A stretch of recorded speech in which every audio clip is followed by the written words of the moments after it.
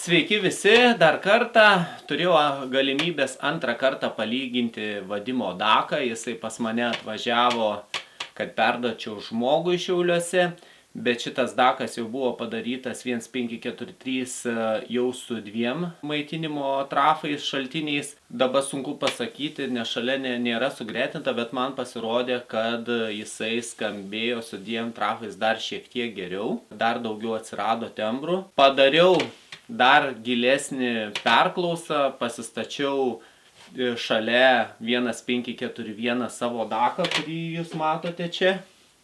Ir pasistačiau tada Vadimo Daką ir klausiau 1:1. Taip, išgirdau skirtumų, bet jie man nebuvo super kažkokie dideli tie skirtumai.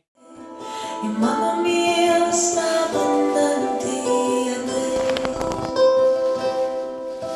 kol gąsdini mane, kokie pavojai, į mano miestą bandantį ateis.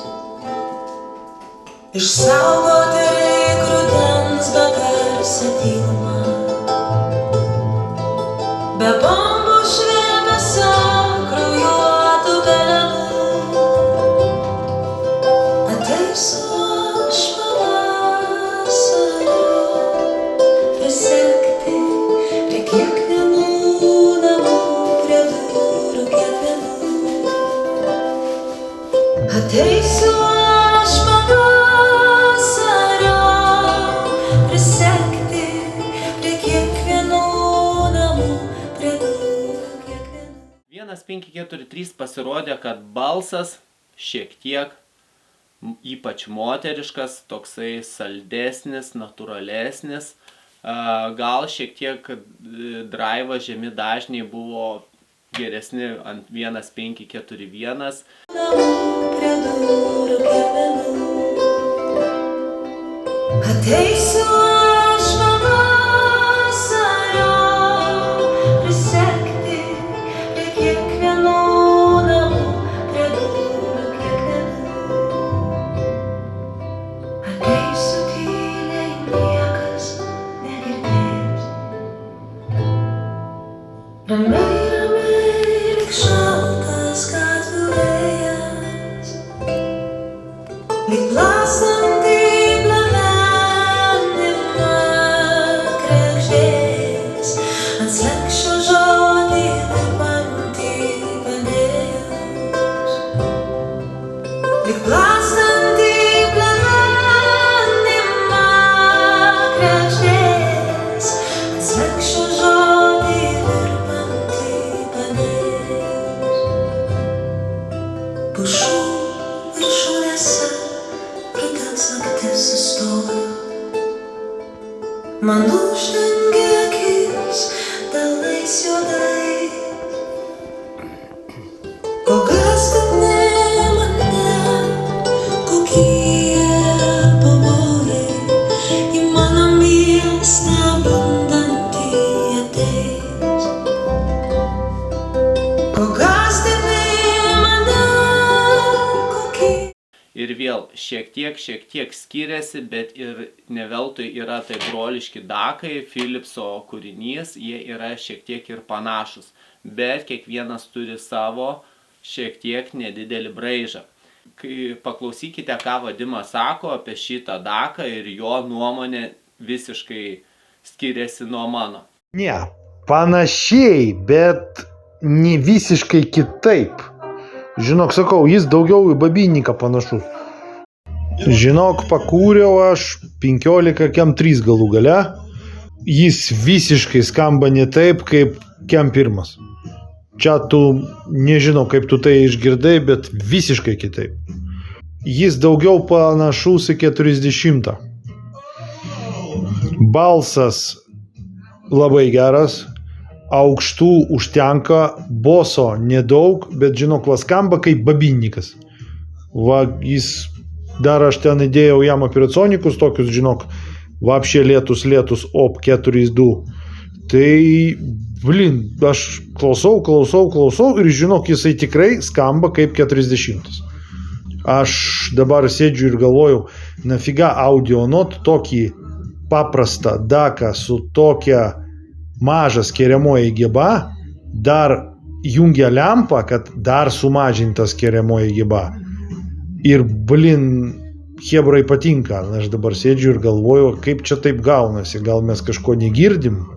Paklausėte Vadimo nuomonės, jam šitas dakas neprimena 1541, jam primena labiau į juostinio magnetofono senų laikų, ne kasetinio, bet su tom dideliam babinom aukšto lygio juostinio magnetofono arba 1540 garsą, tokio nesu girdėjęs. Ir dar noriu šiandien pakalbėti savo senuose apžvalgose apie D-Lite sukalbėjęs kinietišką daką. Žmogus prieš tai turėjo šitą daką, todėl ir pirko Vadimo versiją, kuri yra geriau padaryta. Ką galiu pasakyti apie jį? Jis tikrai nėra visiškai šūdas, jis yra geras dakas, kaip pradinio lygio. Kaip ir mane nervuoja 1541, tiek 1543, tiek šitas dakas, kad jie yra riboti tik 16:44 kūriniai, tai negalėsi išgirsti visko. Jeigu pasijungi ant streamerio, tada jau gali girdėti tik tai kompakto lygio dainas iš CD ir man tas nelabai patinka, bet kuom jisai skiriasi nuo savo brangesnių versijų, jis yra aštresnis, šiek tiek aštresnis, taip, muzikinių tonų ir detalių šiek tiek mažiau negu pas Vadimo, bet nėra jisai blogas. Aš manau, jeigu investavus kokį 100 ar 150 eurų atidavus geram meistrui ir vėl nevadinsiu, kad būtinai Vadimo, gal kitam meistrui, nes Lietuvoje tikiu, kad yra pilna gerų meistrų, kurie norėtų pasikrapštyti tokiame kūrinyje ir būtų galima jį pakelti į dar aukštesnį lygį, nes viduje yra komponentai žemo lygio, kiniški, bet tikėtina, kad dakai tie 1543 yra originalus, nes jis tada taip tikrai gerai neskambėtų. Gitaros labai patiko, balsas patiko, šiek tiek trūko detalumo, nebloga scena. Tai tikrai dakas nėra blogas, aišku, jį reikia lyginti su aukšto lygio kitais dakais. Edvinas irgi paliks savo atsiliepimą, junginės su savo dabar įsigytų aukštesnio lygio daku ir šituo, įdomi bus jo nuomonė išgirsti, kaip ir apie visą audio aparatūrą visada reikia lyginti. Lyginam vieną daiktą su kitu, tai kuris daiktas yra geresnis, kuris ne, tai čia jums spręsti jūsų ausim ir kuris daiktas dar prigys jūsų audio aparatūros sistemoje. Šito dako pagrindė vakar labai daug klausiausi ant AKG 92K92 ausinių, kad šeimai nemaišyti. Tai žinokit, jis manęs nevargino, galėjau klausytis ilgai, man jisai patiko.